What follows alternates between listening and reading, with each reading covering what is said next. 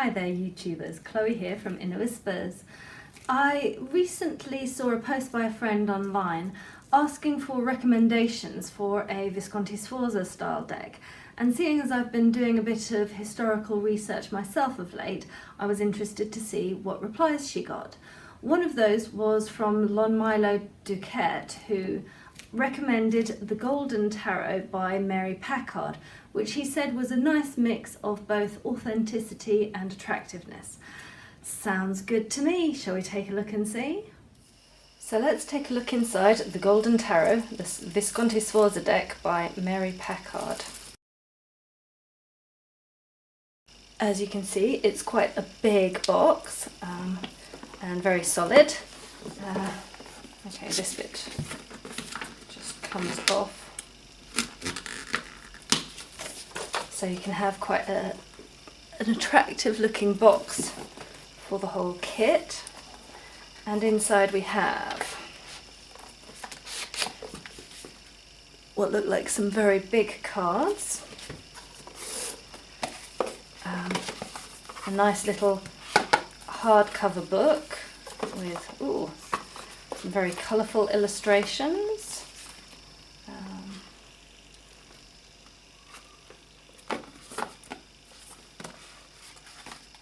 And a reading cloth, purple satin.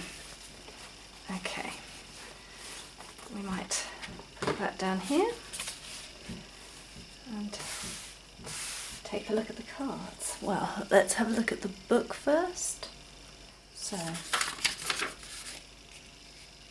card illustrations by Rachel Clowes, preface by Robert N. Place, deck by Mary Packard. We have a chapter on history, the Divine Tarot, the Road to Wisdom, the Trumps, the Four Suits, and the Tarot Journey.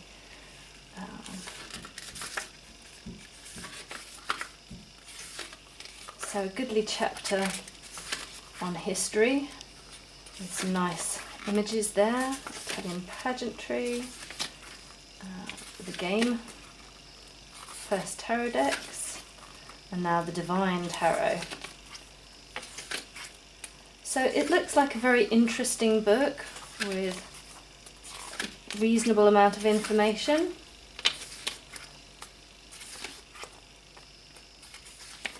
Lots of pictures, so it's very beautifully packaged and done.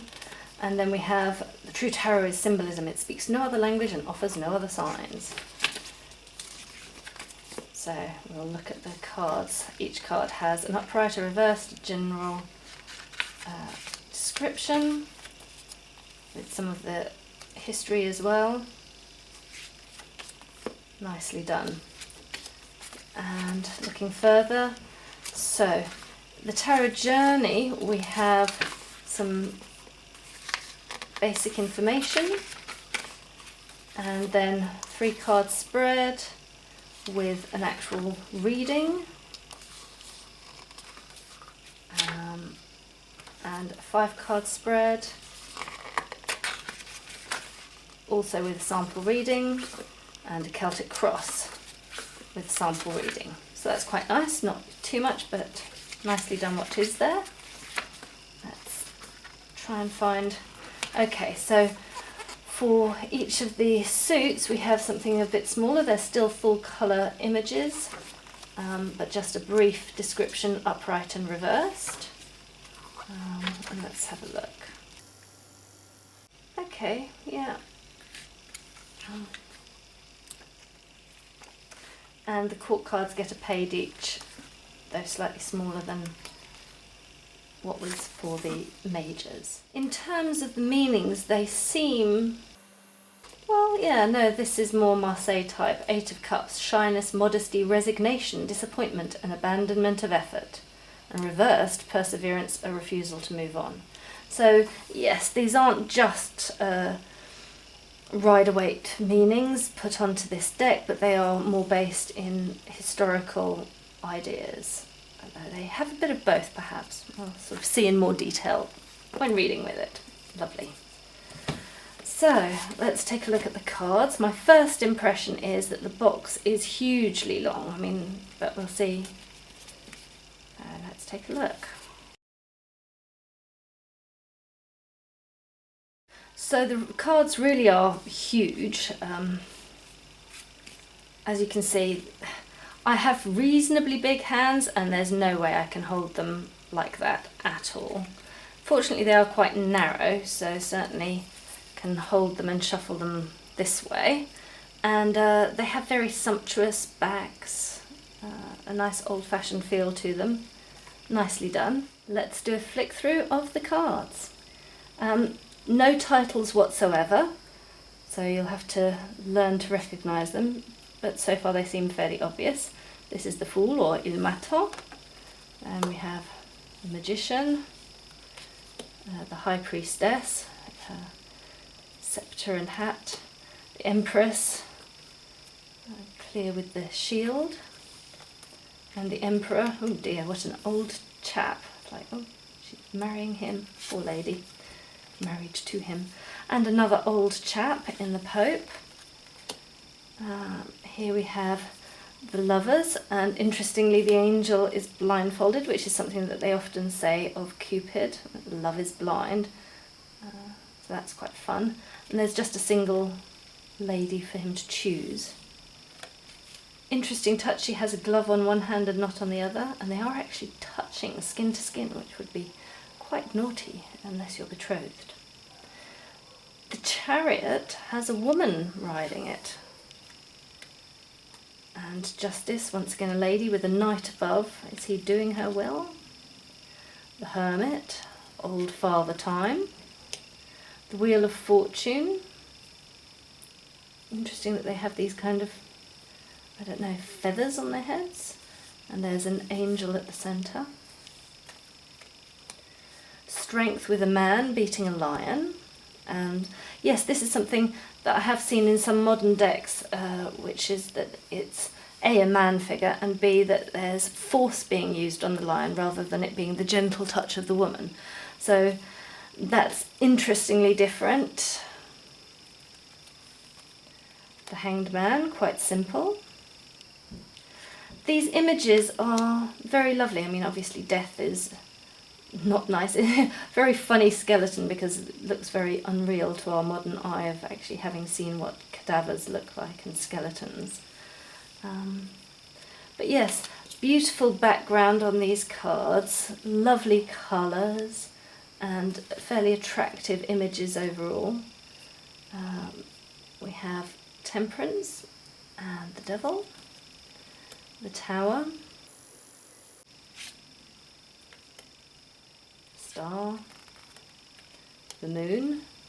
Almost looks like the same lady in several of these, which is an interesting touch too.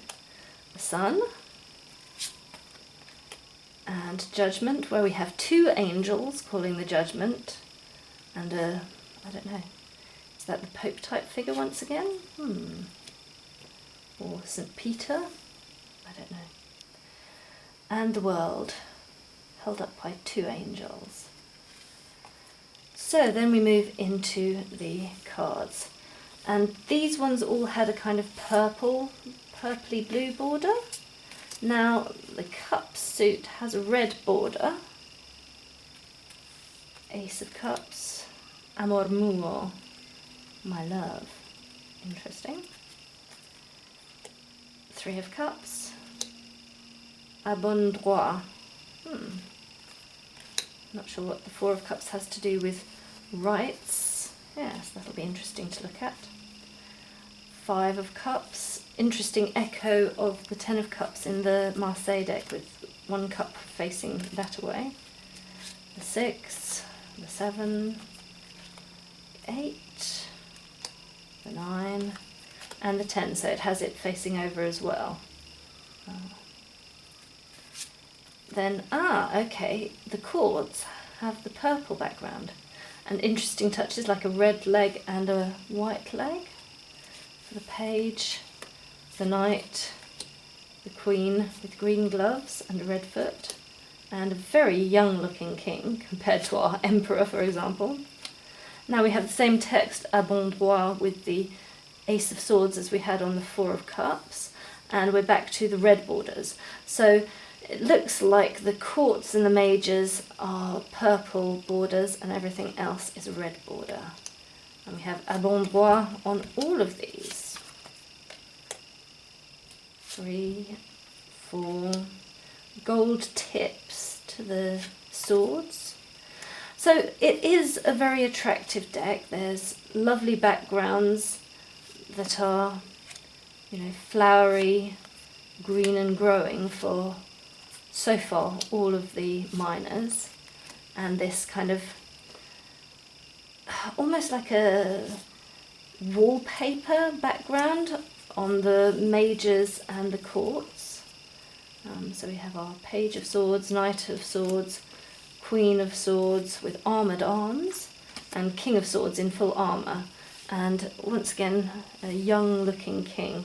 I guess perhaps kings don't get to be that old, not as old as emperors. Too active and dynamic. Okay, and here in the wands we also have abondroit.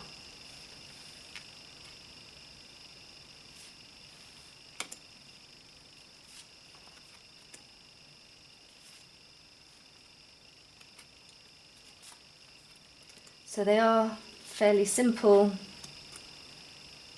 pips. Nice kind of patterns and what have you.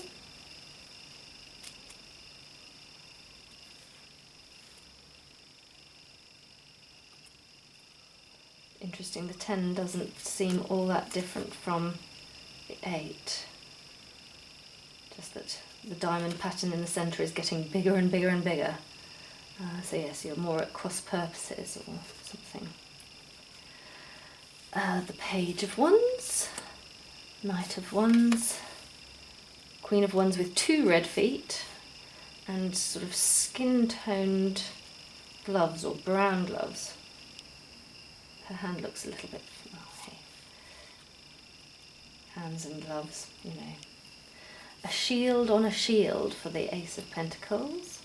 Some more abondroit. It'll be interesting to see. It's only of the 2s, 3s and 4s. Oh no, here we have a 5 abondroit as well. So the early ones often have it, but not always. It was only the 3 of swords, I think, and not the others. I shall have to go back and check now which ones have it, which ones don't. Is it the same for all the suits? Yeah. So they are certainly quite attractive, very simple, like all the pentacles do seem to be absolutely identical in size and in what's actually decorating them. The patterns are different though between the different suits. There's different ways of creating the patterns, the structures with them, and all with this kind of green and flowery background, which is rather attractive, as I say. We have the Page of Pentacles, the Knight of Pentacles, or the Valet, Cavalier, Reine, et Roi. I'm not sure what they'll be called in Italian. Yes, and some very interesting half blue, half red, and then half green, half blue, one on the vertical, one on the horizontal. What on earth do you make of that in an interpretation? So, they are attractive cards. They have a lot of differences from both the Rider-Waite and from the Marseille style tradition, but also levels of commonality. It will be interesting to read through the book and have a go at working with these. As I say, the cards are amazingly huge, fully reversible backs. I think for me, only way to do it is on the edge, shuffle like that. So I'm probably going to want to, let's try a riffle sideways. Oh, they actually riffle quite well, other than losing my Page of Swords. So yes, they are manageable, but they are huge. The good part of that is that you get a much larger image of the card. The bad part is they are difficult to shuffle. But the cardstock does seem pretty good. As I say, when riffling, it riffles well, so the cardstock is good quality at the outset, just that they're a little unwieldy. Yeah. So, let's do a quick So, 9 of Swords. Well, it's true, I have been having trouble sleeping. The Nightmare card. It's not so much nightmares, but yeah. Well, my toddler's a nightmare, won't let me sleep. I actually like the synchronicity because this morning I asked my Tarot de Marseille deck about what to do to improve my sleep, so it is very relevant for me right now. That is the Golden Tarot. Blessed be.